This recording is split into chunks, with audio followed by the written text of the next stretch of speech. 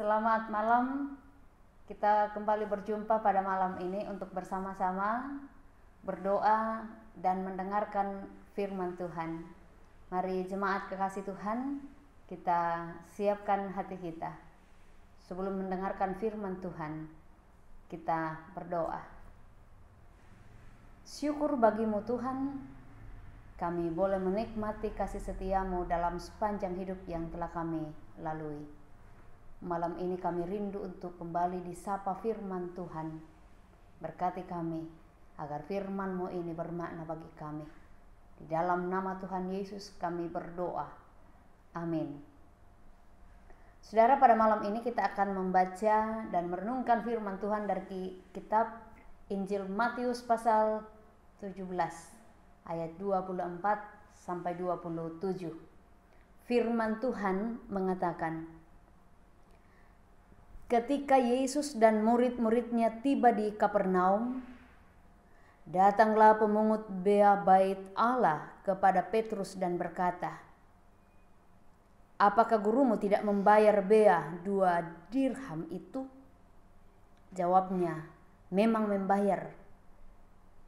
Dan ketika Petrus masuk rumah, Yesus mendahulunya dengan pertanyaan, "Apakah pendapatmu, Simon? Dari siapakah raja-raja dunia ini memungut bea dan pajak? Dari rakyatnya atau dari orang asing?" Jawab Petrus, "Dari orang asing." Maka kata Yesus kepadanya, "Jadi bebaslah rakyatnya. Tetapi supaya jangan kita menjadi batu sandungan bagi mereka, pergilah memancing ke danau, dan ikan pertama yang kau pancing, tangkaplah dan bukalah mulutnya, maka engkau akan menemukan mata uang 4 dirham di dalamnya. Ambillah itu dan bayarkanlah kepada mereka, bagiku dan bagimu juga." Amin. Saudara yang kekasih di dalam Tuhan, kita selaku orang percaya atau setiap orang percaya memiliki 2 kewarganegaraan. Pertama, warga kerajaan Allah, dan yang kedua, warga negara. Sebagai warga kerajaan Allah, maka setiap orang yang percaya kepadanya wajib memberikan perpuluhan di rumah Allah.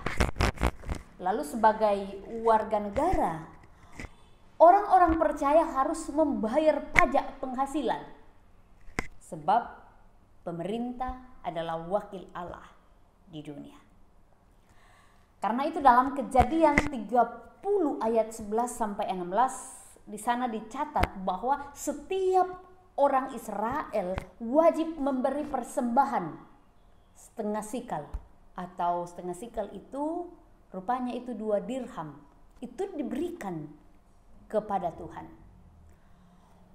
Uang itu dipakai tentu untuk membeli kurban, membeli anggur, tepung, minyak, kemenyan, dan yang dapat digunakan di bait Allah. Tetapi hal itu tidak berlaku bagi Yesus sebab ia adalah anak Allah menurut kesaksian Lukas 2 ayat 49. Meskipun demikian, Yesus tidak ingin menimbulkan masalah baru yang akan menyebabkan pertikaian dan perdebatan di tengah mereka. Yesus sungguh menyadari bahwa dirinya selalu diawasi oleh para rohaniawan Yahudi. Jika ia tidak membayar pajak untuk bait Allah, maka yang terjadi adalah rohaniawan Yahudi akan menjeratnya dengan dalil bahwa ia membangkang. Nah, karena itu demi tercapainya misi agung Allah dan tidak menjadi batu sandungan bagi orang lain, Yesus memilih untuk membayar pajak tersebut. Saudara, di sini Yesus tidak mempertahankan haknya sebagai anak Allah demi untuk kepentingan orang lain. Tindakan Yesus ini memberi contoh konkret kepada para murid kapan saatnya mereka harus bersikap toleran dan kapan saatnya mereka harus bersikap tegas. Karena itu dalam Matius 17 ayat 24 sampai 27 yang kita baca malam ini, disinilah dikisahkan bahwa Petrus didatangi oleh pemungut bea bait Allah.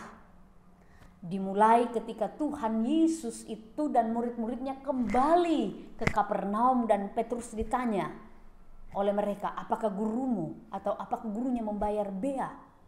Dan rupanya jawaban Petrus dengan spontan adalah memang membayar. Jawaban spontan itu keluar dari mulut Petrus karena memang yang sering terjadi adalah membayar bea itu adalah hal yang dianggap sebagai hal biasa saja.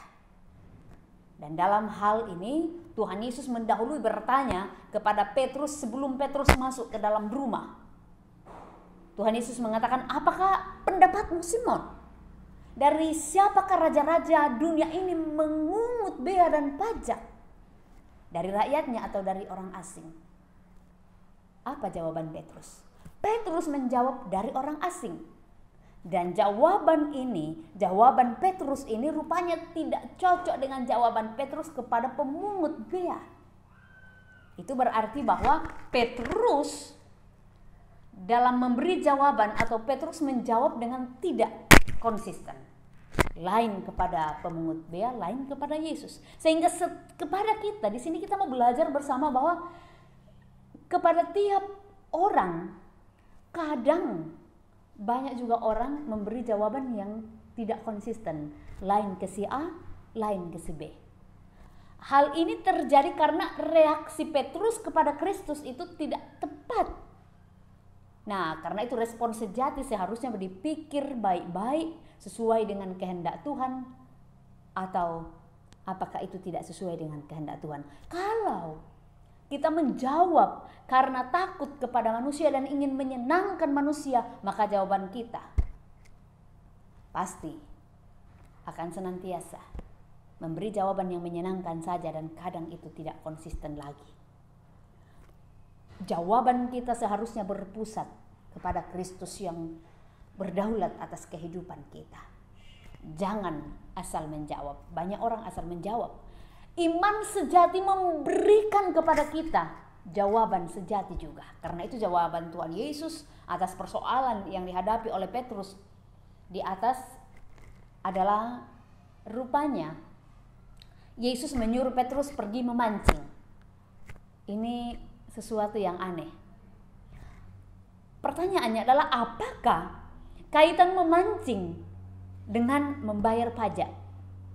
Ternyata rupanya di sini kita melihat bahwa ternyata dari ikan yang akan ditangkap itu oleh Petrus, di situ Tuhan telah menyediakan uang untuk membayar pajak bait suci tersebut. Tuhan ingin mengajarkan kepada Petrus bahwa ketika dia tidak membela diri dan memperjuangkan hak sendiri, maka Tuhanlah yang akan menyediakan apa yang dia perlukan. Dia atau Petrus itu tidak perlu khawatir akan dirugikan. Tuhanlah yang menyediakan segala yang diperlukan Petrus, dan Tuhan jugalah yang menyediakan segala yang kita perlukan. Semoga kita mengaminkan itu. Bahwa segala yang kita butuhkan sebenarnya Tuhan telah siapkan. Terkadang kita yang tidak sampai di sana. Ingatlah saudara bahwa Tuhan itu punya cara dan punya sistem yang kadang di luar nalar kita, di luar pemikiran kita. Karena itu firman Tuhan malam ini mengajarkan kita untuk tahu bagaimana menyelesaikan pergumulan hidup. Mengajarkan kita untuk tahu bagaimana bijaksana.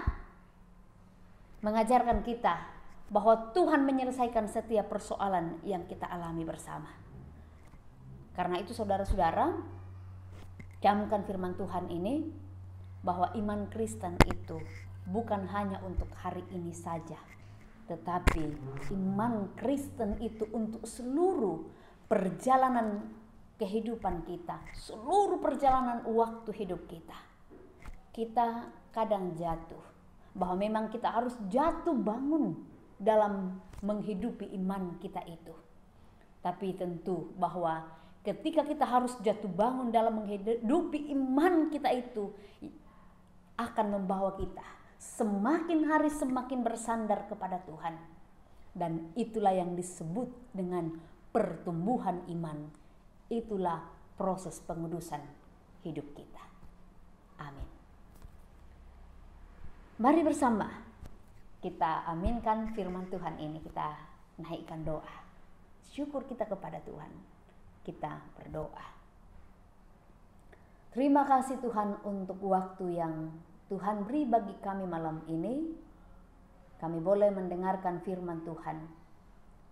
Firman-Mu boleh menguatkan kami bahwa Tuhan senantiasa menyediakan apa yang kami butuhkan. Karena itu ajar kami untuk mengetahui dengan bijaksana betapa Engkau mengasihi kami.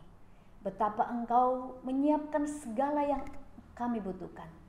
Dan buatlah kami senantiasa meyakini janji Tuhan itu. Bapa di sorga, kami berdoa sebelum kami beristirahat pada malam ini, kiranya Engkau terus bersama-sama dengan seluruh jemaat-Mu di sini, dalam pergumulan, dalam perjuangan, dalam pekerjaan. Biarlah jemaat-Mu di jemaat Dadi ini Tuhan senantiasa merasa kehadiran Tuhan, topangan Tuhan berlaku untuk kehidupan mereka, dan merasakan bahwa Tuhan selalu menyiapkan kebutuhan jemaat-Mu di sini dalam berbagai bentuk yang kadang tidak kami pahami. Bapa di sorga, jika jemaat-Mu dalam kondisi yang sakit, kami percaya Tuhan yang menyembuhkan mereka. Jika mereka sedang berduka, banyak yang mendukakan hati kami percaya Tuhan yang akan menghiburkan mereka. Jika jemaat-Mu bersuka cita karena berbagai-bagai berkat Tuhan, seperti saudara kekasih kami, Bapak Karsono Rais yang boleh berulang tahun hari ini, kami berdoa Tuhan tambahkan sukacita mereka supaya mereka senantiasa menikmati kasih Tuhan dengan sukacita di dalam pemeliharaan-Mu. Bapa di sorga, jaga kami malam ini Tuhan. Biarlah kami boleh beristirahat dengan penuh pertolongan-Mu. Di dalam nama Tuhan Yesus kami berdoa. Amin. Saudara, demikian doa dan perenungan firman Tuhan yang kita alami bersama. Kiranya Tuhan terus memberkati seluruh warga jemaat. Bongi melo laka kita solanasang.